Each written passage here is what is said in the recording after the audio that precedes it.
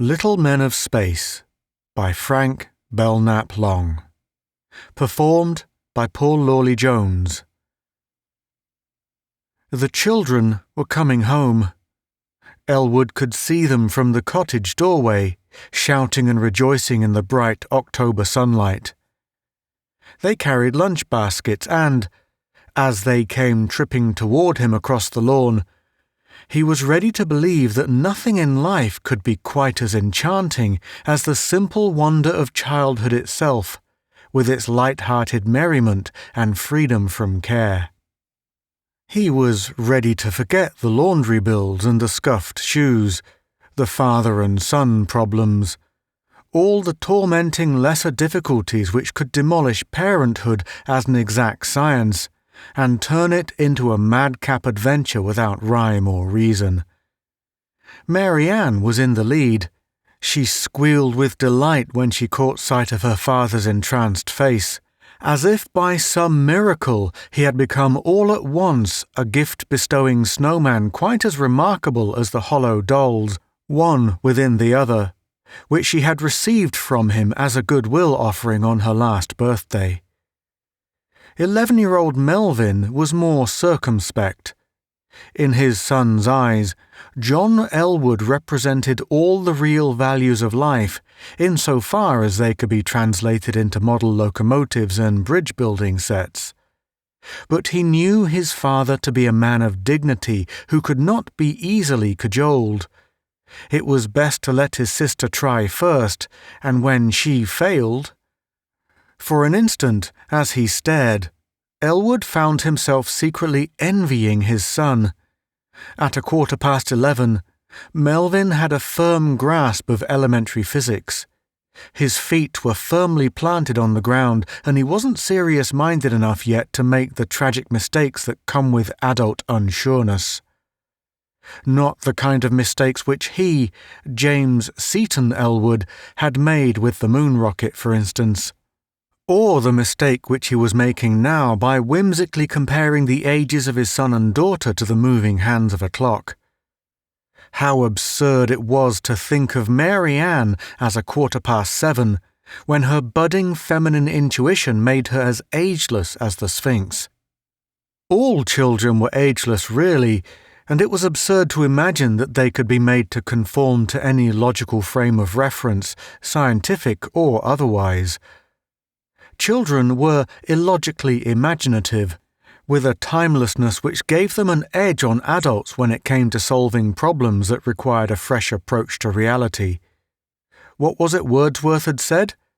Trailing clouds of glory. "Daddy, Mr. Rayburn let us out early so we could have a picnic. It would have been fun if Melvin hadn't spoiled everything. He ate up all the peanut butter sandwiches himself. Tattletale.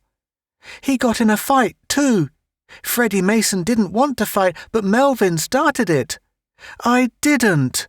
You did. You know you did. That's a lie."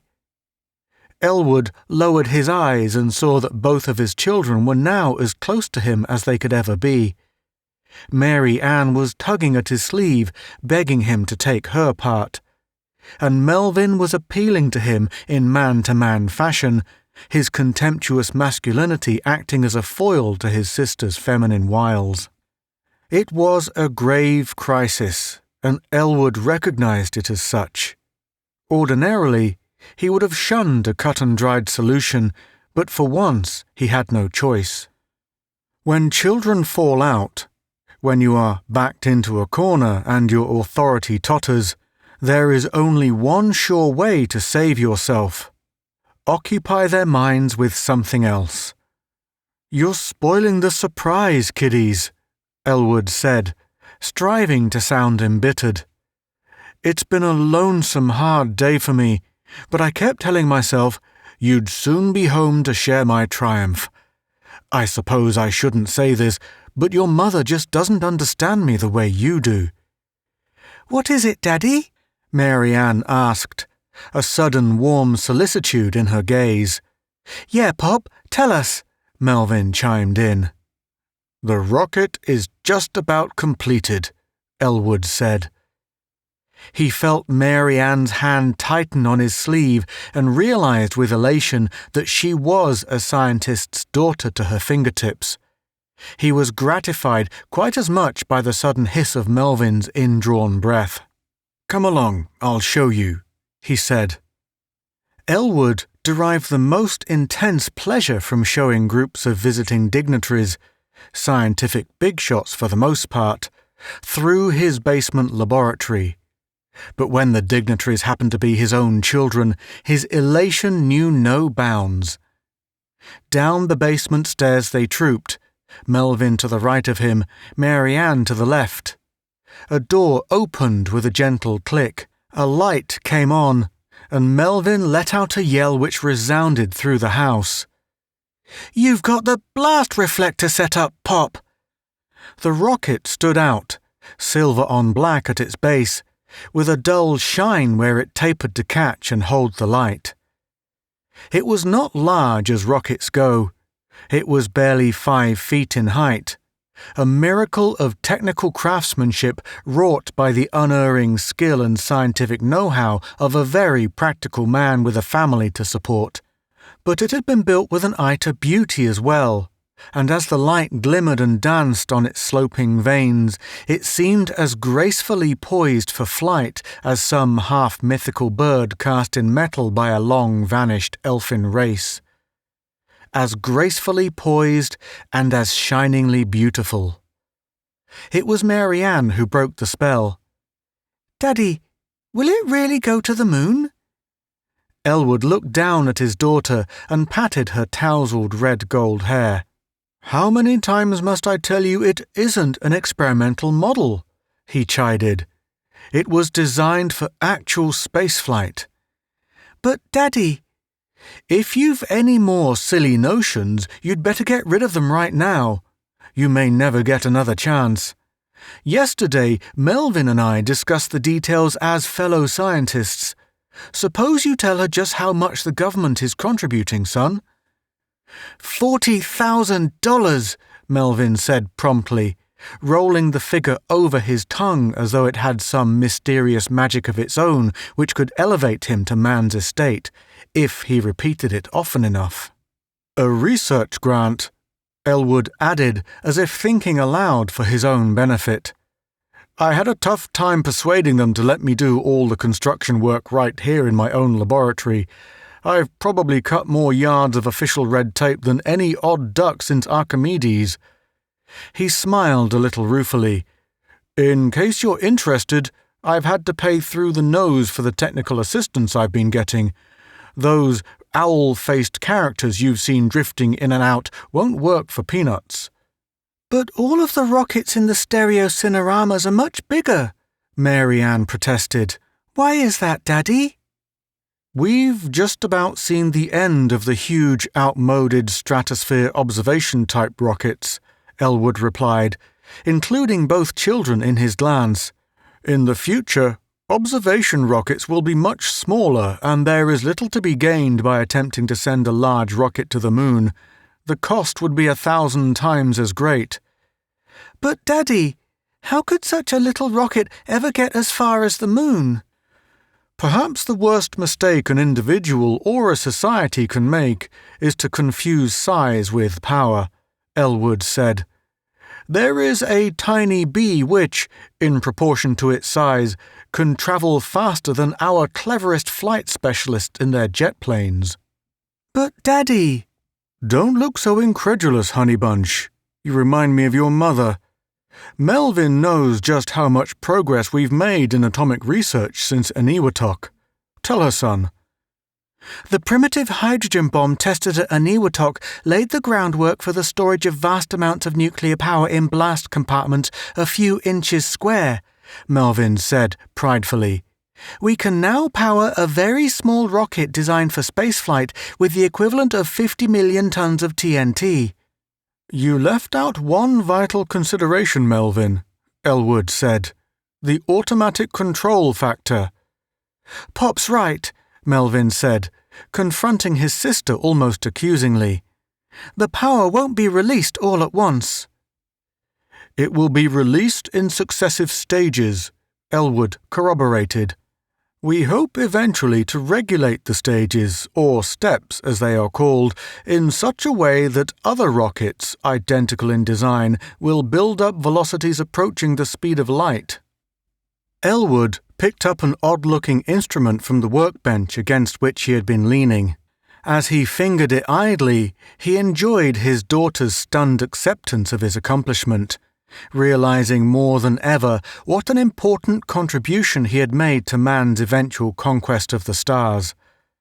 That conquest would come in good time. Even now, enough atomic potential had been stored in the rocket to carry it to Alpha Centauri and back.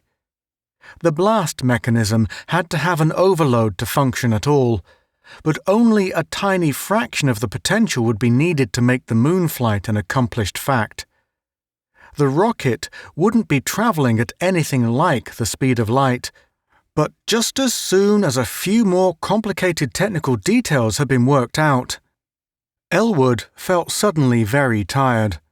His back ached with stiffness and his eyelids throbbed. Fortunately, he knew the reason for his weariness and refused to become alarmed. He had simply been driving himself too hard. But with the rocket so near completion, he couldn't afford to let even a draft of cold wind blow upon him and increase his chances of becoming really ill. "If it's all right with you kiddies," he said, "I'm going upstairs to bed. I'm practically out on my feet." "Oh, Pop, it isn't 6 o'clock yet," Melvin protested. Instantly, Mary Ann came to his rescue. "Daddy, you're not getting enough rest," she said, her eyes darting to the rocket and then to her brother in fierce reproach. "I ought to turn in early when I can," Elwood said. "If your mother wasn't at Aunt Martha's, I'd have to sit up half the night convincing her I've got enough practical sense left to shave and bathe myself and take in the mail." "Good night, Daddy," Mary Ann said. "Good night, kids. Thanks for being patient and giving me a break." "Pop, can I stay down here and look it over?" "Sure, Melvin. Stay as long as you like. I don't mind your puttering around a bit with the tools so long as you don't touch the rocket." Elwood's face grew suddenly strained. "Promise me you won't." "He won't," Mary Ann promised. She waited for her father's footsteps to echo hollowly on the floor above before she turned her ire full upon Melvin. "If I was a boy, I'd be more considerate of Daddy than you are," she exclaimed accusingly. "You don't care how tired he gets." "You're not a boy," Melvin retorted. "You never could be. What's the sense in fooling yourself?" "You just repeat everything he tells you," Mary Ann flared. "You're not so smart." "I'm smart enough to know that rocket could be sent further than the moon, right now." Mary Ann gasped. "You're crazy. Daddy knows what he's doing." "Sure he does. If he sent it as far as it could go, it would disappear in space. He couldn't prove anything and he'd be in real trouble. They'd say he got rid of it because it wouldn't work and kept the $40,000 for himself." "The Earth Child is right," a tiny voice said. "That rocket can and must carry us to our home planet. It is our last remaining hope." For an instant, Melvin felt as if he had swallowed a goldfish. Something flopped in his throat coldly and horribly, and though the voice rang clear in his ears, it seemed to come from deep inside his head. "He hears us," the voice said. "Before he sees us, we'd better train the beam on him. All Earth children are emotional, but the males are the hardest to control." It was Mary Ann who screamed in protest. She stood as if frozen, staring down with swiftly widening eyes at the 3 tiny men who had come striding into the room through the wall. They had come in with a blaze of light behind them, a shimmering of the wall itself that seemed to go right through to the other side. Mary Ann could have crushed them simply by raising her foot and bringing it down dead center above them, but their eyes warned her to be still. "Do not scream again, Earth Child," the eyes warned. "We are not as ugly as we seem to you, and your fright is very distasteful to us." Horribly ugly they seemed to Mary Ann. They were no larger than the white ivory pawns on the chessboard in her father's library, but they did not resemble pawns in the least. They were wrinkled and old-looking, and the cheapest doll she had would have cried with shame to be dressed as they were. She could have made, out of an old handkerchief, a better dress with more tucks and seams to it, and no Jack-in-the-Box could have popped up to shiver and sway with such toothless, evil-eyed malice. A child can escape from a monster of the toy-maker's craft simply by drawing a line between the real and the imaginary. But Mary Ann could not escape from the little men facing her. There was no line to be drawn, and she knew it. The little men were alive, and they were staring at her now as she had never been stared at before, as if she were a stick of wood about to be thrown into a blazing fire which had been kindled for Melvin as well. Totally bald they were, with skins so shriveled that their small, slitted eyes were buried in a maze of wrinkles. Most pitiful of all was the fact that their skins were mottled brown and green, colours so enchanting when associated with budding leaves or the russet and gold splendours of an autumn landscape. The little men were alive, and they were warning her to be quiet. Just to make sure that she would not move or attempt to scream again, they spoke to her again, inside her head. "We're going to use the beam on you too, but you won't be hurt if you don't try to wake up your father." She could hardly keep from screaming when she saw what they were doing to her brother. The tallest of the three, they were not all of the same height, was turning Melvin slowly about in a blaze of light. He was the thinnest of the three too, so thin and tall that she automatically found herself thinking of him as Tall-Thin. The light came from a tiny glowing tube which Tall-Thin was clasping in his hands, as small and brightly shining as the pen points in her school stationery set. She knew by the way she felt that Melvin wanted to scream too, to scream and struggle and fight back, but he couldn't even move his head and shoulders. He was all stiffened up, and he turned as she'd seen him do in dreams when they'd been quarrelling and she had wanted to punish him for making faces at her. To punish him by skipping away across the room and laughing because he couldn't follow her. She was sorry now she'd ever dreamed of Melvin in that way, even when he was mean to her. She felt even sorrier when she heard her brother shriek. It wasn't much of a shriek, just a thin little cry that came out muffled. Melvin had almost lost the power of speech, and it was awful to watch him trying to move his lips. He was completely turned now, staring down at the little men. His eyes were shrieking for him. "Don't make them mad, Melvin," Mary Ann pleaded. "They'll kill you." Instantly, Tall-Thin turned and trained his gaze on Mary Ann, his face twitching with impatience. "Dealing with the immature is a nuisance," he complained, and Mary Ann heard the words clearly even though she knew they were not meant for her. Deep inside her head, she could hear Tall-Thin speaking to his companions. As if sensing something disturbing in that, the second tallest of the three spoke in reply, spoke for the first time. "They'll hear everything we say. It would be so much more convenient if we could talk to them without giving them the power to hear in return every word we utter." "That cannot be avoided, Rujit," replied Tall-Thin. "When we read their minds, we awaken extrasensory faculties which would ordinarily remain dormant in them. And rudimentary, Tall-Thin agreed. "It's like stimulating a low-grade energy circuit with a high-grade charge. The low-grade circuit will remain supercharged for a brief period. Would it not be safer to kill them at once?" "Unnecessary killing is always unpleasant," Tall-Thin said. We should be emotionally prepared for it, Rujit countered. We would not have survived and become great as a race if we had not conquered all such squeamishness in ourselves. We must be prepared to nullify all opposition by instant, drastic action. The most drastic action available to us at any given time. Rujit paused for an instant to transfix Tall Finn with an accusing stare. Then he went on quickly.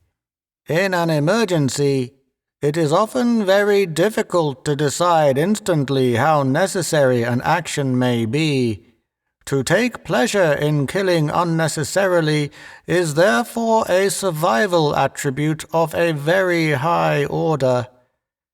I would as soon kill the Earth Children as not, Tall Finn said, but the slightest emotional unpleasantness militates against survival. Every act we perform must be dictated by reason. Our moral grandeur as a race is based on absolute logic, not on blind instinct. Even in an emergency, we are wise enough to determine how necessary an action may be. So your argument falls to pieces. Tall Finn straightened, his parchment-dry face crinkling with rage. This isn't the first time you've questioned my wisdom and authority, Rujit, he said, and his voice was like the hiss of a snake uncoiling in the long grass of a jungle clearing. Rujit stiffened as if invisible fangs had buried themselves in his flesh. His cheeks could hardly have been called ruddy to begin with, but their pallor suddenly became extreme. He took a quick step backward, a look of horror coming into his eyes. You wouldn't. No, Hilili. The choice is no longer mine alone. But I was just thinking out loud. Tall Finn clicked off the beam, leaving Melvin still standing large-eyed and motionless against the wall. He raised the tube which had projected the beam until it was pointing directly at Rujit. I'm going to step up the beam, he said. But why? Why, Hilili? For the love you bear me. I bear you no love. But you are my biogenetic twin, Hilili. We have been closer than ordinary brothers from birth. It does not matter. It does not concern me. Family relationships militate against survival when reason falters in a single member of a family group. Tall Finn's voice hardened. We came to this planet for one purpose, to colonize it for the good of all. We numbered thousands, and now we are reduced to a pitiful remnant, just ourselves, thanks to the stupidity of a few. I was never one of the stupid ones, Rujit protested. I advised our immediate return. The unknown and hideous diseases which decimated us like MIGs, the atmospheric gases which rotted our ships so insidiously that we were not aware of the damage until they exploded in flight. Remember, I kept insisting that we could not survive such hazards for long. Your sound judgment in that respect was more than offset by your willful insistence we explore the entire planet, Tall Finn countered. Our ships were so numerous that they were observed in flight, and we might have been destroyed completely when death and disaster struck. As might have been expected, the very shape of our ships made them conspicuous. Fiery disks they must have seemed to the earth-dwellers, so terrifying that they would have eventually found a way to fathom the mystery and strike back. A perishing remnant of an advanced race has never yet succeeded in killing 2 billion primitives armed with Class C-type weapons. But how could I have known it then? Ignorance is never an excuse. Tall Finn's voice was a merciless rasp. A well-organized, logical mind does not make such mistakes. Now we are facing utter disaster unless we can get back to our home planet and warn the 20 that it would be sheer madness to attempt to colonize this planet again without better disease-preventing safeguards and atmosphere-resisting metals. Such safeguards can and must be worked out." Tall Finn paused, watching Melvin as if apprehensive that the praise he was about to bestow would be held against him to the detriment of his vanity. "Unfortunately, only 2 of us can go in this rocket, which has miraculously come into our possession. The primitive who constructed it, this Earth-child's progenitor, must have an almost Class B type mind. Only 2 of us, understand? But the survival of the wisest. I'm afraid I shall have to extinguish you, Roogit." The tube lit up again, so brightly that Tall Finn's hand was blotted out by the glare. Equally blotted out was Roogit's face, but the rest of him did not vanish immediately. One arm disappeared, but not the other, and there was a yawning dark gap between his knees and his waist. It might not have seemed so horrible if Roogit had not shrieked first. The shriek had an outward-inward quality, echoing both inside the heads of the children and in the room as actual sound. Even Tall Finn seemed shaken by it, as if, in a race that had outgrown the need for physical speech, there could be nothing more unnerving than anguish so expressed. Yet both the shriek and the almost instant blotting out of Roogit's face were eclipsed in point of horror by the fading of the little man's legs. They faded, kicking and protesting and spasmodically convulsed, faded in a ruby-red glow that lingered for an instant in the still air like a slowly dissolving blood clot, then, as slowly, vanished. It was at that moment Mary Ann ceased to think as a child. She dug her knuckles into her mouth to keep from screaming, but the undaunted way in which her mind worked was a tribute to her forgetfulness of self. If he should do that to Melvin! Tall Finn must have sensed the loathing in her mind, for he turned with a grimace of rage and trained the beam full upon her, taking care, however, to alter the tube's destructive potential with a quick twist of his thumb. "A primitive would have been sorely tempted to kill you, Earth-child," he said. "Fortunately for you, we have a high and undeviating code of ethics." Back and forth over the children, Tall Finn played the beam, as if to make sure there would be no further unpleasantness from that source. Then he clicked off the tube again, and turned to his remaining companion, a little man who apparently believed that silence and good order were the foundation of all things. In a more primitive society, he would have been considered a stooge, but there appeared to be no such cultural concept in Tall Finn's scale of values. He spoke with the utmost respect, as if anyone who agreed with him automatically became as exalted as himself. "The primitive who constructed this rocket had a remarkable mind," he said. "We could not have constructed it, for every culture, no matter how primitive, has resources peculiar to itself." "That is very true, Hilili."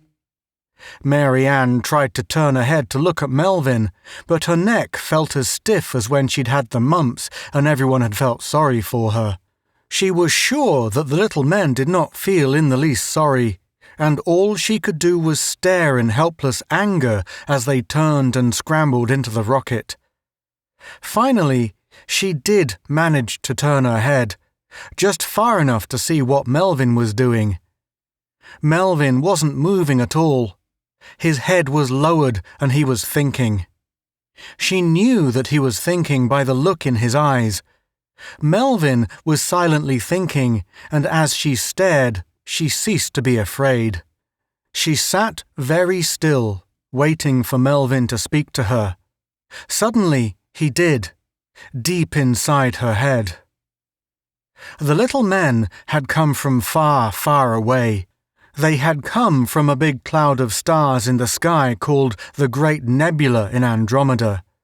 Nearly everything in the universe curved, and they had come spinning along the biggest curve of all in hundreds and hundreds of punched-out discs that glowed in the dark like Roman candles. The cow pasture Melvin and she played in was, she knew what it was, but she waited for Melvin to say it, Rocket Proving Ground. It was their own secret playing place, but Daddy called it a rocket proving ground. Daddy wouldn't send the rocket to the moon from his laboratory in the cellar. He'd take it out to the proving ground and ask even the President of the United States to watch it start out for the moon. The President would come because her Daddy was a very important and wonderful man. He didn't have much money, but he'd be rich and famous if the rocket reached the moon. Most men as wonderful as her Daddy were poor until they did something to make people stand up and shout. The little men didn't want her Daddy to become rich so that he could send Melvin through college and she could go to college too. The little men didn't want her to learn domestic housekeeping and make the handsomest man in all the world happy. The little men couldn't take the rocket out to the proving ground. It would start off blazing and go straight up through the roof into the sky. It would blow the cellar apart and the cottage would come tumbling down in ruins. Melvin would be killed and her Daddy...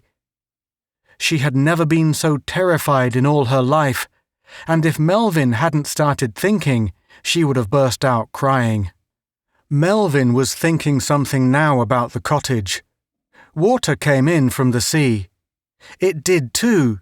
She remembered Daddy complaining about it when he went down to stoke the furnace. Water in the cellar, and the ground underneath all soft and soggy. Salt marsh seepage. Why? It was like quicksand down below the solid strata.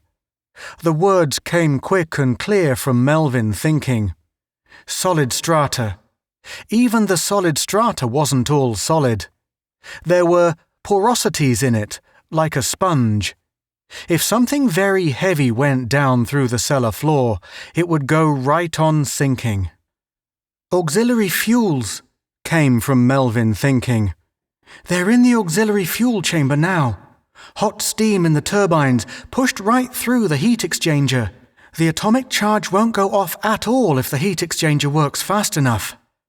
They don't know as much about the rocket as Pop does, came from Melvin. The atomic part is the big important part. They came at night and studied that. But the heat exchanger, they didn't take the trouble to study it. Now they're worried about it. Why should an atomic rocket have auxiliary fuels? Daddy could have told them. You have to have auxiliary fuels in a rocket if you are going to send it to the moon. The rocket's trajectory would have to be modified by small readjustments that could only be made by auxiliary fuels.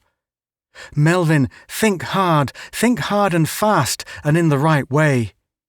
They're stopping now to puzzle it out, came from Melvin. Their minds work differently from ours. They fasten on the big important things first. The small things they sometimes overlook. They can't help it. Their minds are constructed that way. Mustn't let trivialities distract us. That's what they were thinking. That's what they were thinking, and they were going to make a mistake. They're going to move the wrong dial. I'm going to help them move the wrong dial. I want them to move the wrong dial. They must move the wrong dial. It began with a faint humming sound, nothing more. But something that couldn't have come from Melvin at all showered Mary Ann's mind with thoughts and emotions that were like a screaming inside her head. A continuous, terrified screaming that made her want to slap her hands to her ears to shut out the sound. The screaming stopped the instant the rocket began to vibrate. It stopped as abruptly as a jet of steam issuing from a suddenly clogged pipe. The humming changed to a droning, and the rocket vibrated so furiously that Mary Ann grew dizzy just watching it. With the dizziness came a terrible fear that the rocket would explode. It was like being bound to a chair, helpless and knowing you couldn't possibly escape. She saw herself being blown up with the cottage, with Melvin screaming for her to save him. But nothing like that happened. The cottage shook a little. She was hurled forward, then to her knees, but the blast of heat which fanned her face was no worse than the blast from a furnace door swinging quickly open and shut. Straight down through the floor the rocket sank with its base glowing white-hot. There was a sizzling and a hissing, and she could see flames dancing through the steam which kept rising in clouds until water gushed up in torrents and put the fire out. She shut her eyes and then clenched her hands tight. She sat very still, waiting for Melvin to come to her. She felt a great and overwhelming need to lean on someone, to be consoled by a firm masculine voice speaking out bold and clear. The bursting strangeness was gone from inside her head. She could move again. She refused to try, but she knew that she could whenever she wanted to. Her thoughts were her own now, not Melvin's or Tall Thin's. She started to cry, very softly, and she was still crying when Melvin reached her side, helped her to her feet. "Mary Ann, I could see them moving around inside the rocket. I could even make them do what I wanted them to do. It happened as soon as they turned that ray on me. I couldn't move, but I knew what they were thinking." "So did I, Melvin," Mary Ann sobbed. "I knew what you were thinking too." "Yeah, we seemed to be talking together there for a while, but not the way we're talking now." Mary Ann nodded. "I knew what you were thinking, and they knew what we—" Mary Ann stopped. "Melvin, you fooled them. Inside the ship, they didn't hear us talking together. If they had heard us, they would not have made a mistake and turned the wrong dial." "Yeah, I know.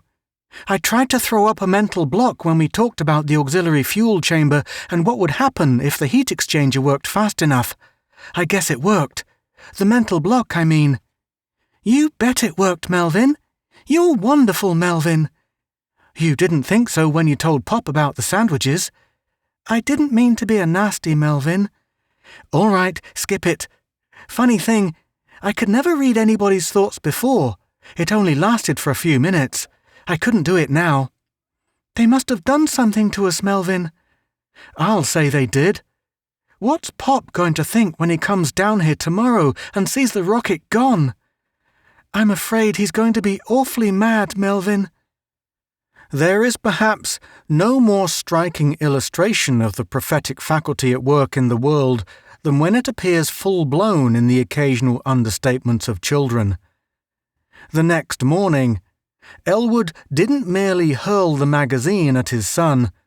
He pointed first to the article, tapping furiously with his forefinger at Melvin's photograph while his breakfast grew cold at his elbow. "Melvin, I warned you to keep your hands off that rocket. I warned you not to touch it or jar it in any way. But you had to putter around until you did something to the heat exchanger dial. It's conduct like that which makes me realize how mistaken these journalist monkeys can be. A genius? You're no more of a genius." "Pop, you've got to believe me," Melvin protested. "The little men are—" "Little men? My son is not only a genius," Elwood stressed the word with biting sarcasm that was not lost on Melvin, "but a first-class liar. Here, read this article again. It was published 2 months ago, but I guess you didn't read it over often enough. It may shame you into going into a corner and giving yourself a thorough mental overhauling." Elwood tossed the magazine then, straight across the table at the disturbed Melvin. "If he's a liar, so am I," Mary Ann gasped in angry protest. "For a dozen years now, flying saucer rumors have been all over the place," Elwood said, glaring at both of his children. "I suppose it's only natural you should chatter occasionally about little men. All children do. But to use such imaginary companions as an excuse for an act of wanton destructiveness! Melvin picked up the magazine almost automatically. Solely to bolster his sagging self-esteem, even the innocent and falsely accused can feel guilty at times, he stared at his own photograph and the somewhat baroque caption which surmounted it. Young Scientific America. Can genius be inherited? The distinguished accomplishment in nuclear physics and spaceflight theory by the father of the boy who has won the most coveted annual award available to American youth for all-around scientific achievement strengthens the arguments of those who believe that the bright, mysterious torch of genius can be passed on from father to son. But when interviewed, the youthful winner of the Seabury Medal modestly disclaimed, "If I saw a little man, do you know what I'd do?" came in bitter reproach from the original holder of Melvin's inherited torch. And then, in rhetorical response, "I'd make it my fight, a fight forced upon me against my will. I'd consult a good psychiatrist immediately." "I throw myself on your mercy," a tiny voice said. "I am unarmed, I am alone, and I am the last of my kind remaining alive on your planet." Melvin stopped reading abruptly, flushing guiltily to the roots of his hair. He had been wishing that his father could see a little man, and now he was being punished for his thoughts in the cruelest possible way. The winner of the Seabury Medal knew that insanity was rare in childhood, but to hear imaginary voices— "Healy Lee thought he had extinguished me," the voice went on, "but by exerting my will to the utmost, I managed to waver back. I beg you to be merciful." The voice became almost pathetic in its tragic pleading. "You need no longer fear me, for I will soon die. Injured and weakened as I am, the disease organisms so fatal to my race are certain to kill me very quickly now." Melvin looked up then, and so did Mary Ann. The little man stood on a bright mahogany sideboard, gleaming with all the primitive appurtenances of a Class C-type breakfast. A tray of buttered toast, crisply brown, rose like the Great Pyramid of Cheops at his back, and he was leaning for support against the coffee percolator that mirrored his wan and tormented face in wavy and distorted lines. It was easy to see that death was already beckoning to Rujit with a solemn and pontifical bow. "Pop!" Melvin gasped, leaping to his feet. John Elwood did not answer his son. However much he may have wanted to communicate, there are few satisfactory avenues of communication that remain open to a man lying flat on his stomach on the floor in a dead faint. You have been listening to Little Men of Space by Frank Belknap Long, performed by Paul Lawley Jones.